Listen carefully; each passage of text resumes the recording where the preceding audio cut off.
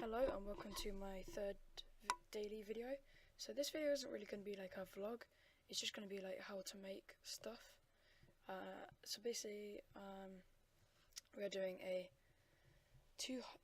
around £250, so about kind of $200 gaming PC build, which has good specs for the price, surprisingly good. And yeah, let's get right into this. So before we do that, look, this is the price for stuff.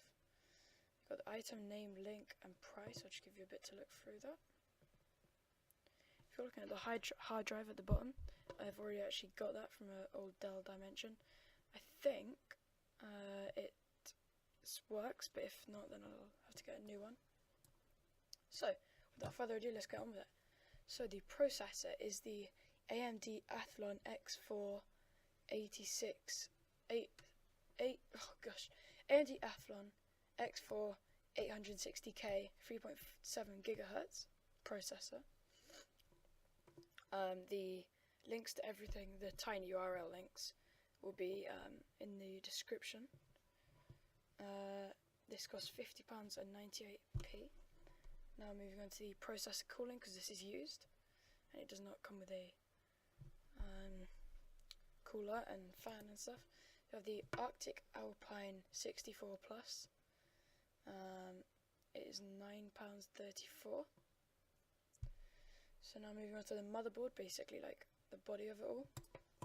We have the Gigabyte F2A 68HM HD2. And this costs £43 and 11 pennies.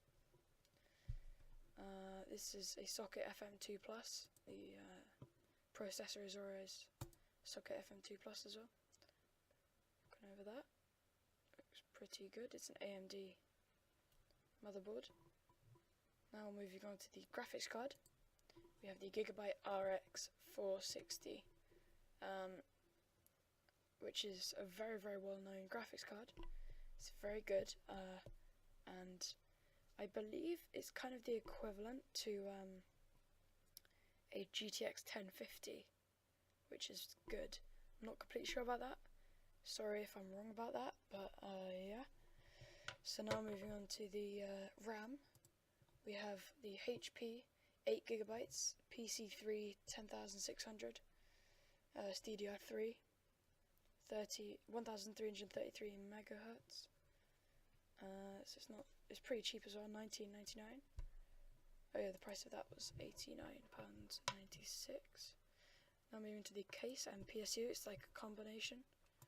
So we've got the CIT MX A07 with a 500 watt power supply. It's a micro ATX. So is the motherboard. It's got a side fan. It's also got a rear fan and a front fan. There's lots of space for everything as well. On the front we have two USBs, a USB 3.0, headphone and microphone jack, and a power button, and a reset switch. So, now moving on to cooling, because of course you can't really have a case without cooling. Although this does come with one 80mm fan for the back, you do need a intake with another two intakes. For that we have the Arctic F12 PWM Rev 2, super cheap, also pretty good quality as well from the reviews. £4.74, very good reviews, as I've said. These are £4.74 each. These would be for the side and the front.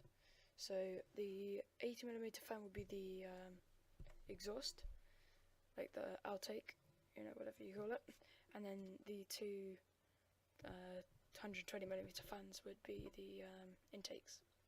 So now moving on to the, of course, like if you look on the motherboard, it only has two system fans, so you can only run two fans off it if you just left it like that. But you can get the Guild Solutions 1-4 PWM fan splitter. Basically you plug that into one of the fan slots, that into a Molex, which I think is included in the Raspberry, and then it basically just gives you 4 fan endings, which I guess you can plug your fans into. I only need 3 of them, so I guess if I ever upgrade in the future to anything else, then I can use them. And yeah, that's it, apart from the hard drive, which I've already told you about, the Dell, which I got from an old computer. So yeah, that's pretty much it for this PC build.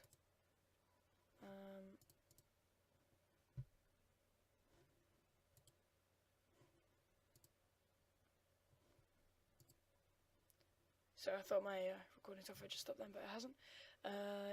Yeah, so that would be it. And see you in tomorrow's video. Tomorrow's video is going to be a school video. Goodbye.